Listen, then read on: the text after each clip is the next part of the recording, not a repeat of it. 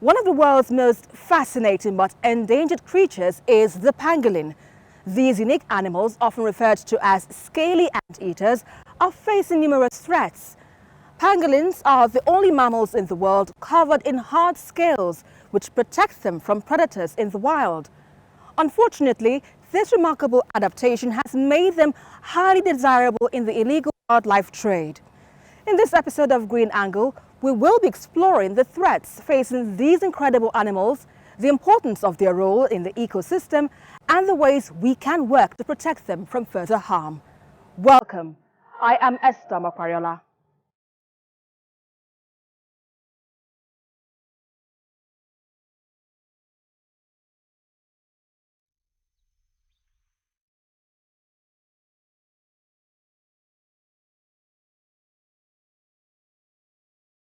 Pangolins, also known as scaly anteaters, are one of the most unique and endangered species on the planet.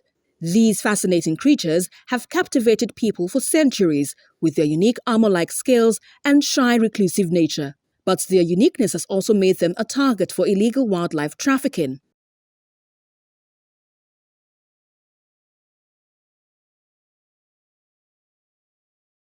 Pangolins are found in both Africa and Asia and can live in a variety of habitats, including forests, grasslands, and deserts.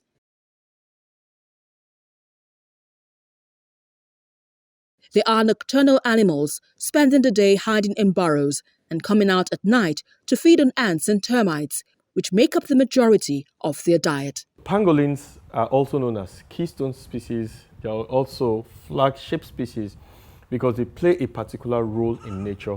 They are silent, so oftentimes it's difficult to make a direct link to the role they play.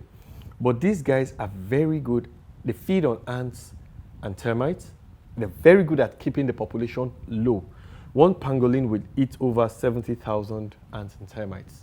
It's the only mammal that's covered by scales. You see, it has hair on the underside. It also has a very long tongue that's almost as long as a body. You know, they use their middle claw to tear ants' nest and ant hole, and then they put their tongue in to get the ants, you see. When threatened, pangolins have a unique defense mechanism. They can roll themselves into a tight ball, protecting their vulnerable underbelly and face with their hard, scaly armor.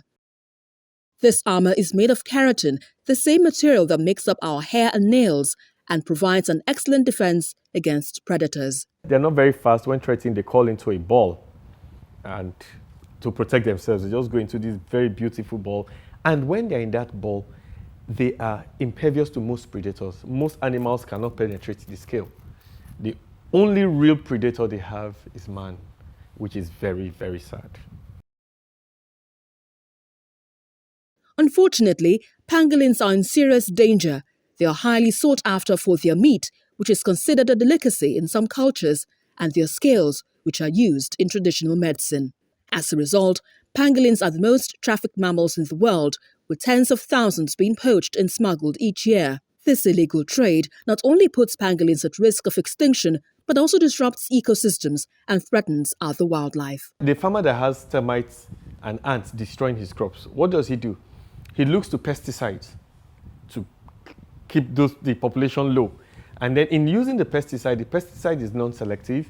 It clears out the butterflies, it clears out the bees, it clears out the useful pollinators that we have around, such that at the end of the day, his yield per hectare of land is drastically reduced.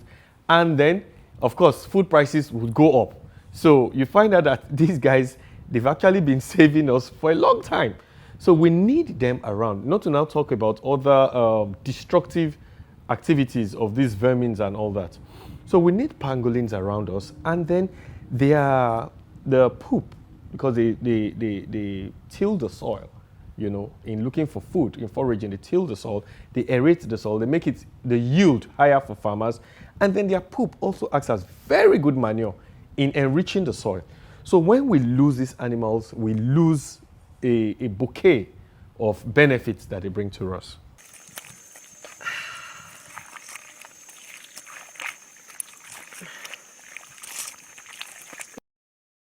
The good news is that there are efforts on the way to protect pangolins. Governments and conservation organizations are working to crack down on illegal trade, preserve pangolin habitats, and raise awareness about the importance of these animals. On the part of the hunters and the bushmeat sellers, we're carrying out awareness and education campaign. I personally started a club for the children of the hunters and bushmeat sellers. Because if you talk to these people and you ask them, they are different cadres of people that are bushmeat sellers and hunters. Some are educated. I've seen a graduate that was in the bushmeat market several times, you know. But if you ask them this, they'll tell you that, oh, they learned the trade from their parents. So even though they learned other businesses, bricklayers and whatnot, they still go back to this thing that they learned from their parents. So we now realize that we have to break this cycle. So I started a conservation club for the children of these hunters and bushmeat sellers, so they become conservationists. So they learn the flip side of what their parents are doing, with the hope that when they grow up, they would not continue in this very trend that the parents have done.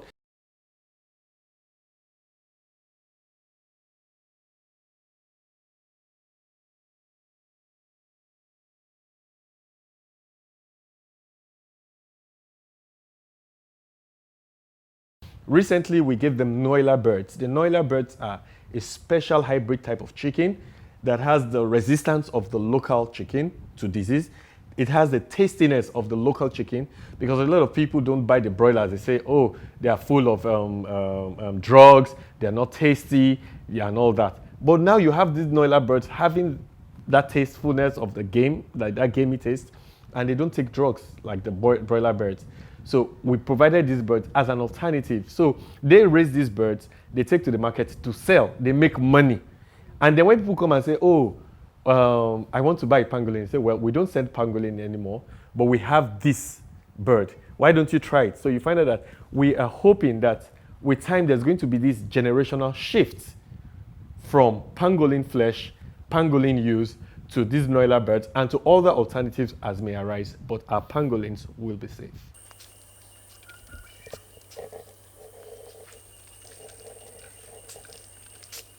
I'm glad you're getting some footage at least.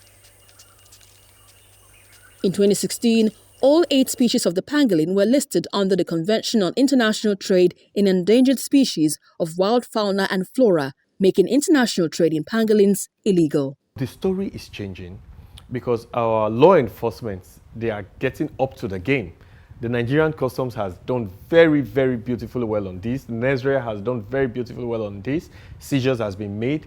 The porous borders are being sealed. A lot of work remains to be done, but so far things are looking good. And we are very, very sure that if we maintain this momentum, the fact that Nigeria is a transit hub for pangolin scales and pangolin products will soon become a thing of the past. We're going to move on past there, which is very beautiful news for me that this is happening in my time.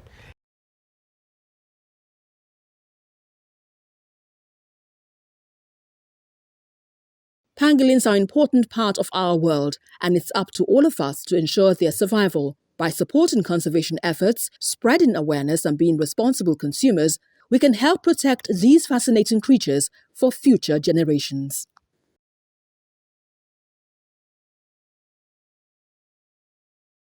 Now let's take you to Rivers State, Nigeria's Niger Delta, where an oil spill incident has been confirmed by Shell Petroleum Development Company in Ebubu. Well, the SPDC is a subsidiary of oil multinational Shell PLC, and it is a big deal that they are involved in an oil spill. According to Michael Adande, a spokesperson for the SPDC, a joint investigation team is working to determine the cause and impact of the incident. Environmental advocates are urging industry stakeholders to investigate. This is Ebubu community in Eleme local government area of Rivers State. It is one of the communities in Ogoniland where oil was found as far back as 1958 after it was first discovered in Oloibiri, Bayelsa State. On the 10th of February, there was an online publication about a fresh oil spill reported on the right-of-way of the Ebubu and Ogali Manifold 12 pipeline.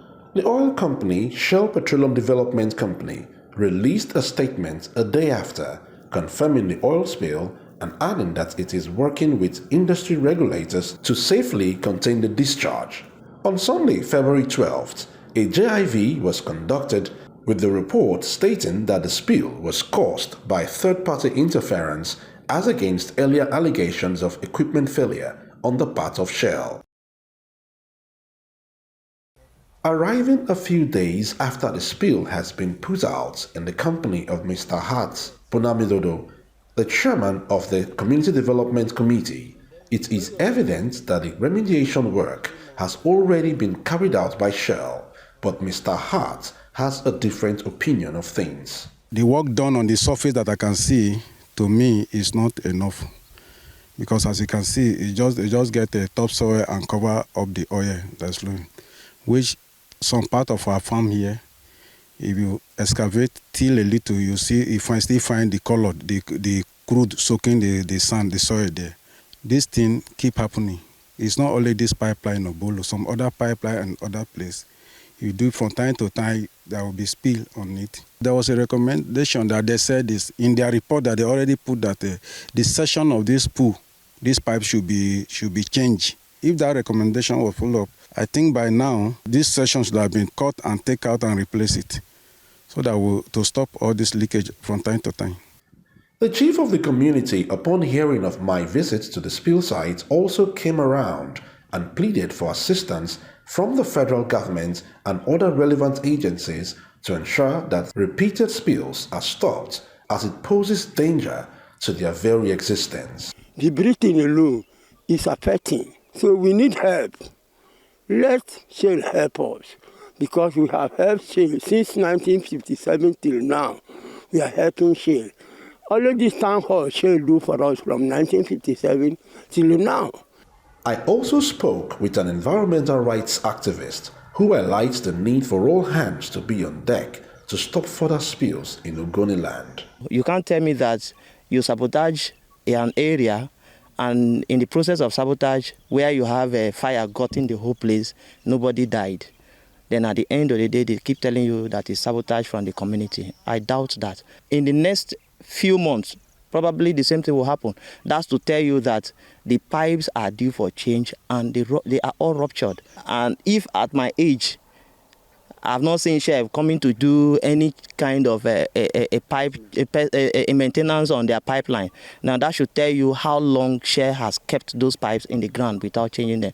And those pipes may have failed in their integrity. Efforts to reach a spokesman for Shell in Port Harcourt proved abortive, as his mobile phone was not reachable before this report was filed. Remediation work has been done by the company, but the natives say it is about the 12th time in as many years that this right-of-way of Pipeline 12 has witnessed the occurrence of the oil spill. But then, on my right happens to be a farmland that has also economic trees that is now ruined. But then the communities are actually yearning on the government at all levels to come to their aid as they grapple with the effects of oil spills in their land.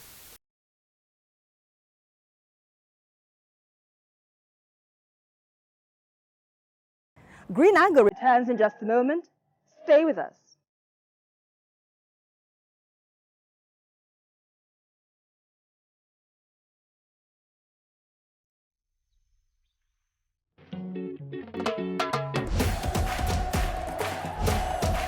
Illegal bushmeat is on sale in our cities, risking extinction and our health. We've become a centre for ivory and pangolin smuggling. So please report wildlife crime and say no to illegal bushmeat. And let's work together to win for Nigeria. Keep them wild, keep us safe.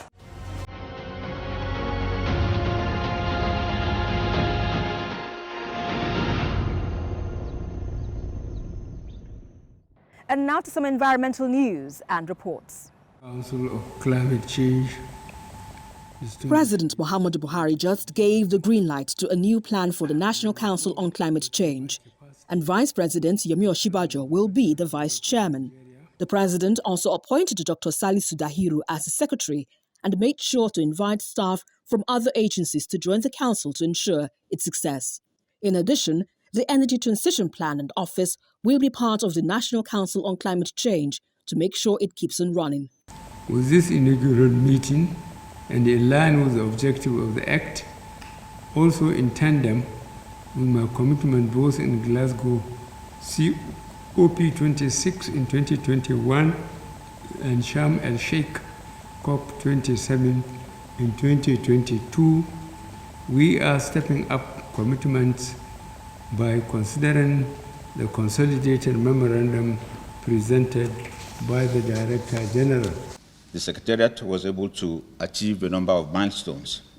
These include developing a draft institutional framework or organogram for the Council, a proposed vision and mission for the Council, and then ensured the inclusion of the Council in the 2023 national budget, and also harmonized Nigeria's response to climate change during the COP27, and also held discussions with a number of in-country federal institutions that are willing and intending to retrofit their programs and actions to align with the visions of the NDCs and the net zero target that Nigeria has pledged. But that's not all. The president urged the team to put their heads together to work on creating a national climate action plan. This plan will guide all climate activities in Nigeria and help with engagement with other countries. And in a recent statement, the Minister of Environment assured everyone that Nigeria will take the lead on climate change and related issues in Africa with the support of the president. Waste management experts at this workshop stress the importance of reducing waste at its source. They also advocate for waste segregation, which they believe would help identify valuable resources that would otherwise be lost, while unsegregated waste presents a significant challenge. Zero waste is actually mainly the reduction of our waste generation and curbing the environmental pollution from our municipal solid waste or waste generally.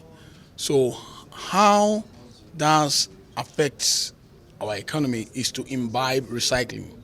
The best way to properly manage waste, all categories of waste, you can, whether plastics, aluminium, and other solid waste, is to first reduce at source. Zero waste is the concept. Because if you do a reduction at source, what ultimately gets to the dump sites, the waste dump sites, becomes very, very minimal. Addressing the issue of climate change is critical, particularly in Africa, where the effects are significant. Methane gas produced by landfills contributes to climate change, and activists believe that households can help by composting organic waste. At the very moment, if you're monitoring world conversations around methane gas emissions especially, we realize that climate change is affecting Africa significantly, and methane gas coming from landfills is one of such things. So at the moment, what we are trying to do as a membership, as an alliance globally, is to tackle this right at the household level, segregating with ensuring that we avoid and we divert a lot of organic waste from landfills and compost this waste to rebury the carbon that is in it into the soil while improving soil biodiversity. In the meantime, they say governments must implement mechanisms to support climate action, food systems and food security on the continent by prioritizing sustainable waste management practices. We need to come together and be able to challenge our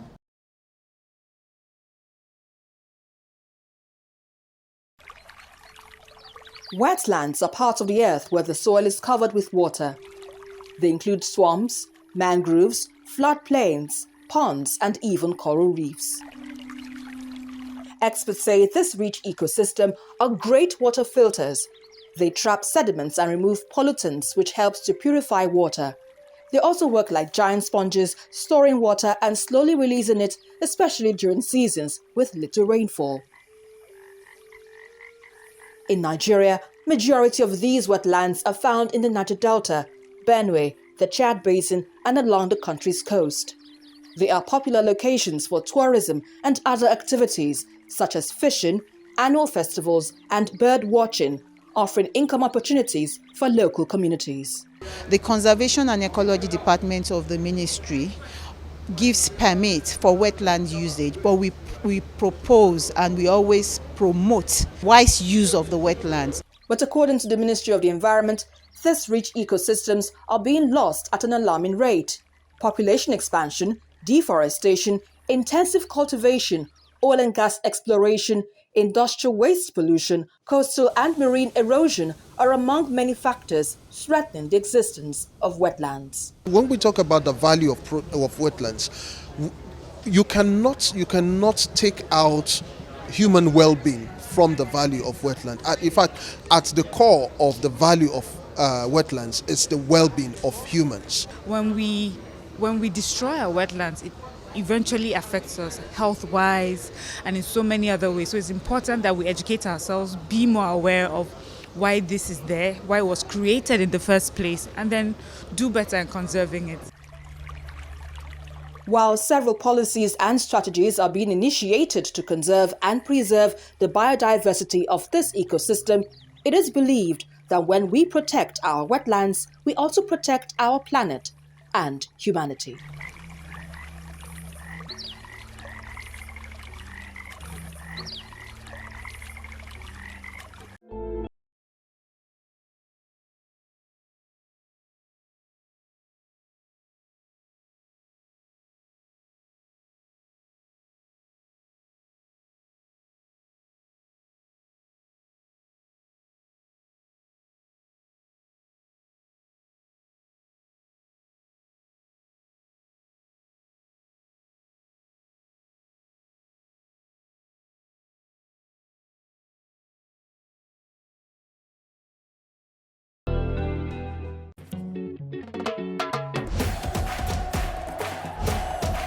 Illegal bushmeat is on sale in our cities, risking extinction and our health. We've become a centre for ivory and pangolin smuggling. So please report wildlife crime and say no to illegal bushmeat. And let's work together to win for Nigeria. Keep them wild, keep us safe. And that's it on the show. Thank you so much for watching. If you have comments or stories you'd like to share with us, you can send it to my Twitter handle at @TVC. We'd love to hear from you. Until I come your way next time, remember, together we can build a sustainable world. I am Esther Makwariola. Bye for now.